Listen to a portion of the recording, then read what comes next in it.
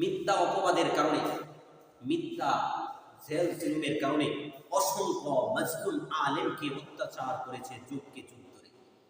শুধু তাই নয়, অসংখ্য অগণিত আলেম এখনো পর্যন্ত জেলখানার ভিতরে আছে। তাদের না আছে কোনো কথা, কেউ শোনার না আছে, না আছে আত্মীয় স্বজন, না আছে ভাই বোন আত্মীয় স্বজন, কোনো কিছু নেই।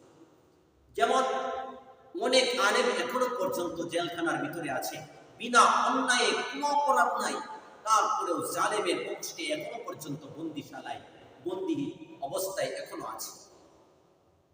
যার না আছে বাবা, না আছে মা, না আছে ভাই বোন, না আছে স্ত্রী সন্তান সন্ততি, এমন আলেমের খবরও আমাদের কাছে এসেছে। এমন আলেম, অসংখ্য অগণিত আলেম আমাদের কাছে এখনো খবর এসেছে জেলখানার ভিতরে বিনা অন্যায় অবস্থানরত আছে। আমরা একই